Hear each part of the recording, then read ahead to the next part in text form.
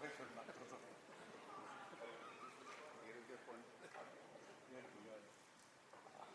afternoon, everyone. Thank you, Ashwin, for filling up with me. I was a little delayed, and apologies for that. It's very humbling to find an oncology session among this busy schedule, and even more humbling to find my name among the dignitaries. And I have to give credit to this one person, Dr. Ajay, who has thought of having this oncology session in this busy program. Well, I have been asked to talk about this Orthopaedic Oncology 2.0, what are the novel reconstruction options for tumor defects. And I'm going to cover these three things: advances in prosthetic reconstruction, advances in biological reconstruction, and pediatric reconstruction focusing on growth preservation. So, first would be the megaprosthesis. We have been using this megaprosthesis, which is a simple hinge, just like a door hinge, which works in one direction. But our knee joint is not like that. We have a tibiofemoral rotation when we use our natural knee. So when we use this prosthesis, you get an immediate excellent function like this. If you look at this boy, most of you won't be able to make out on which side he has undergone this procedure. It's a very nice joint which gives immediate function, and the only problem is that this function doesn't last that long because this hinge fades very fast. Typically, when you see these kind of problems, the most important problem that you see is the polyvein, and then that leads to a septic loosening in many patients. In around 5 to 7 years, we see these kind of pictures. Now, with the advent of chemotherapy and novel surgical techniques, the survival rates have improved dramatically, and many of these patients they survive for a very long time. When you revise this, it's a nightmare. You see a lot of metallosis and you see a lot of defects like this. You can see a lot of damages of the prosthesis in no time. Really, 5 to 7 years is not a time when you have revision surgeries like that. That is when these rotating hinges have made a lot of difference. This is more like a normal knee joint which provides tibiofemoral rotation. These joints not only last longer, this gives a better proprioception, and that is why these patients have a better functional outcome. You look at these patients, they have excellent function, almost near to normal. Most of these patients will have, in last 15 years, I have put in around 100 GMRS and I have not revised a single one. So it is a fantastic implant. Of course, it's very expensive, but in long term, these implants actually falls to be much cheaper as compared to those hinged implants. Coming to this proximal humerus area, we have been traditionally using this. Most of these patients will have a large mass where we have to sacrifice the entire deltoid and axillary nerve. And these patients, we usually end up in these kind of defects where we put in a simple prosthesis and we tell the patients that this patient, you will not have any function at the shoulder joint. You will have a permanent, complete loss of shoulder function, and it's absolutely okay, because oncologically, if it demands that you have to resect deltoid and axillary nerve, then let it be. But in select patients where the disease is only intraosseous and you can preserve axillary nerve and deltoid, that is when if you put in a reverse shoulder type of megaprosthesis, then you can expect an excellent function. Like this patient has an osteosarcoma of the proximal humerus with very little extraosseous mass. We could safely dissect out the axillary nerve and we could preserve the entire deltoid.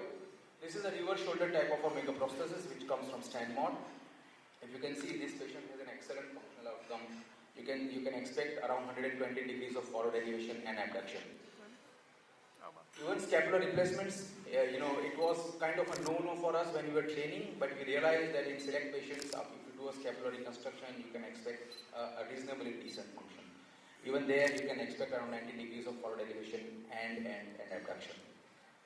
Even in proximal ulna, you could have this kind of a customized prosthesis, which is an uncemented device, and you have to just hinge it to the lower end of the humerus and do some ligamentous reconstruction with the proline mesh. And this patient is very recently operated, so I don't have a functional outcome, but these are the possibilities that we can explore.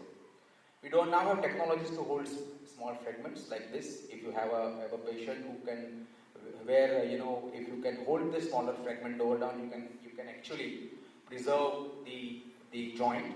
That is where you have these hydroxyapatite coated implants, which actually osteointegrates proximally as well as distally. You can have this kind of a diaphyseal prosthesis.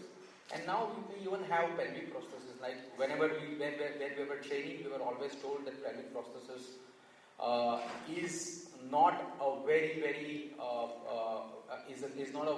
suitable option for most of our patients.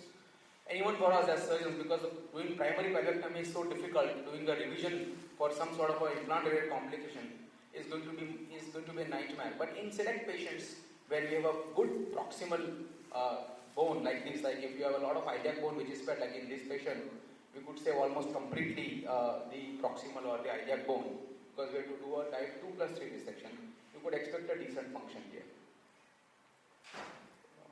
So, but of course, these patients will have revision surgery at some point of time in their lives. If they survive, it's going to be a bigger problem for us. This is a typical Whoops procedure, what Ashwin just said.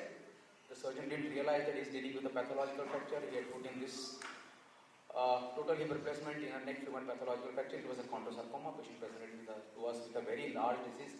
Our primary suggestion was a hind quarter amputation, but patient had come from overseas and she had, always wanted a salvage. That is when we ended up doing a massive resection and doing a kind of a customized cup construct, and with a constrained hinge type of a megaprosthetic total hip replacement. And this patient survived for around a year after that, and she was functional till she survived. These are some of the options which I have to narrate. Coming to the biological reconstruction, well, biological reconstruction, we have a whole lot of options, but more recently we are more inclined towards reimplanting the tumor sterilized bone, meaning by we take out tumor with oncologically safe margin. We do the tumor neutralization with either radiation, extracorporeal radiation, or with a cryotherapy, and we reimplant that bone, that bone works as a size matched allograft, or you can call it autograft, and then you fix it properly. So typically you do a resection, you send the specimen for radiotherapy, it comes back, you debride all these margins that you have taken, and then you fix it like that. And this is how the final reconstruction will look like. Again, even you can do a cryotherapy. Previously or traditionally, I still do a lot of radiation, but the other technique to sterilize the tumor is cryotherapy, which can be done extracorporeally or intracorporeally, which I'll come to. So if you look at this patient has an Ewing sarcoma of the diaphysis of the humerus. You could typically do this kind of an intercalary resection so that both the joints are spared. You do a resection, you do radiation, you reimplant that bone and fix it adequately with multiple plates. And as you can see at the end of this is around a 2-year function. You can hardly make out where was the osteotomy done. And this patient is completely functional. He has no disability, nothing. And this is a permanent option. Now, looking at this boy, a young boy with an Ewing sarcoma of the proximal femur. Here we could do only single proximal osteotomy. We customize this kind of a 3D printed plate. We customize the jig as per the MRI planning. And this is how only the proximal cut was taken. Then the entire field was isolated. Only that bone which had to be sterilized was jutting out of the body. The rest of the part was properly isolated, and then you dip it in a liquid nitrogen. You keep it like that for 20 minutes. Then the entire tumor is sterilized. You put it back. Then you thaw it. Then there is this process for another hour, and after that you just put it back. As you can see, the immediate post-op, and you can see immediate post-op. You can see the osteotomy, and at 8 months you can see an excellent union.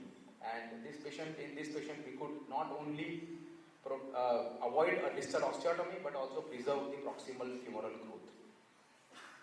Now, these modalities have enabled us to extend our indication for tumor sterilization.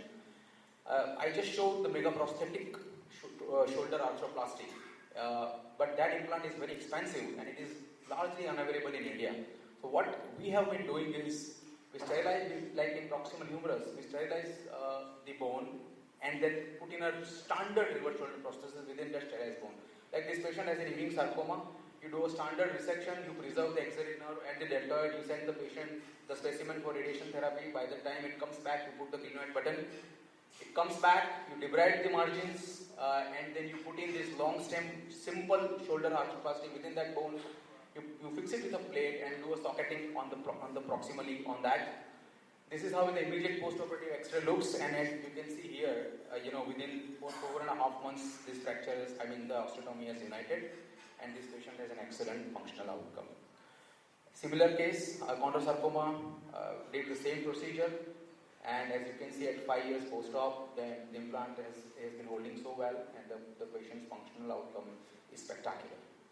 This is more biological because you are putting the same bone back. And nowadays, in smaller resections, we do even pedicle cryotherapy for the proximal humerus and doing a reverse shoulder arthroplasty within that cryotherapy bone. As you can see here, we still put in a plate to protect the junction of the cryotherapy and non-cryotherapy bone. And as you can see, this is at the end of 9 months, the functional outcome is really great. Coming to the last topic, pediatric patients, the bone sizes are small, they are remodeling bones. The limb line discrepancy is almost inedible because of the loss of physis in majority of the patients. Greater functional demands leads to frequent revision surgeries. So we have this kind of expandable prosthesis which has a gear home motor. Sorry for that cropping. But anyways, this is a gear where you turn you turn this screwdriver 10 times and it expands by 1 millimeter. So this is an invasive prosthesis where every 6 to 8 months you have to put in a small incision, find that screw, turn the screw 10-15 times and expand as much as you want. Now this is a girl who had a childhood sarcoma at the age of 6 months, who I treated at GCRI in 2007. And when she was in 2018, when she was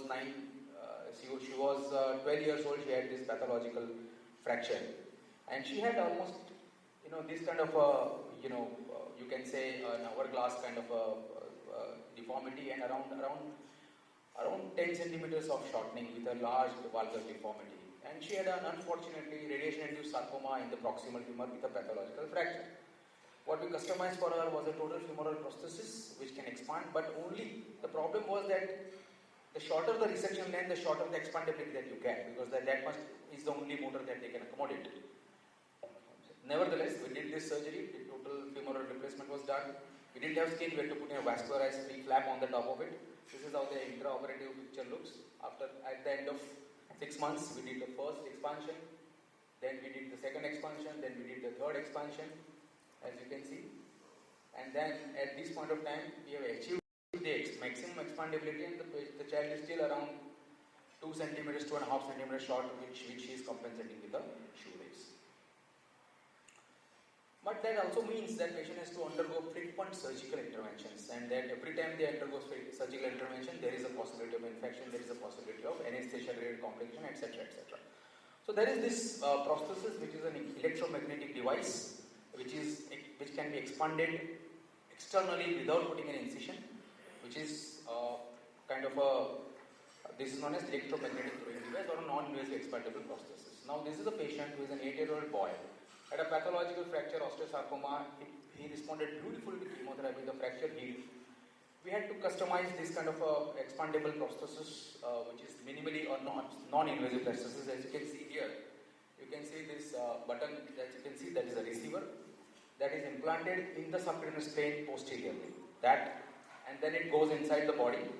At the end of, whenever you want to expand, if you can see here,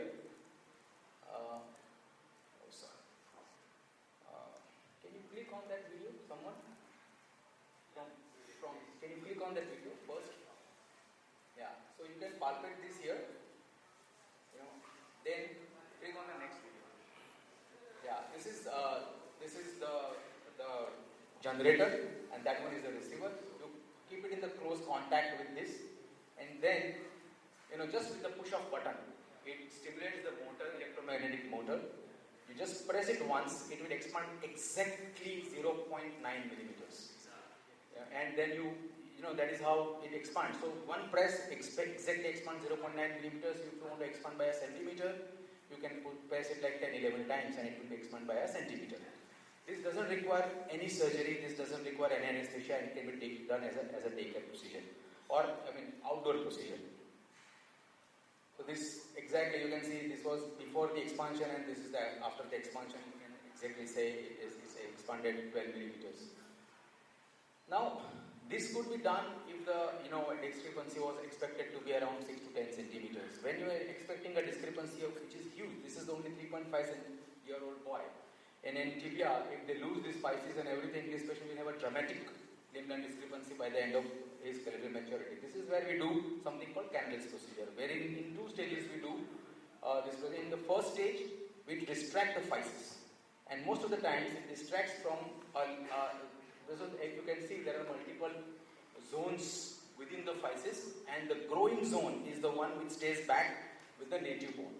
So what we typically do is step 1 is the physeal distraction. So this is the boy. We have put in this external fixator, and then we distract. As you can see here, the physis has distracted. Every millimeter we distracted by a millimeter a day, and around 10-15 days they will have a snapping sound and child will have some pain. That is when we know that the physis has distracted. We customized a plate for this, 3D printed a plate for this boy. It was a very small boy, and we wanted to spare the proximal physis. This is how the fixator was removed, as you can see here. Just with the help of a knife, you could actually cut through that distracted bone. And then you radiate it, you put it back, and you fix it to the plate like this. Temporarily, the proximal physis will be bridged by smooth K-wires, not the threaded K-wires.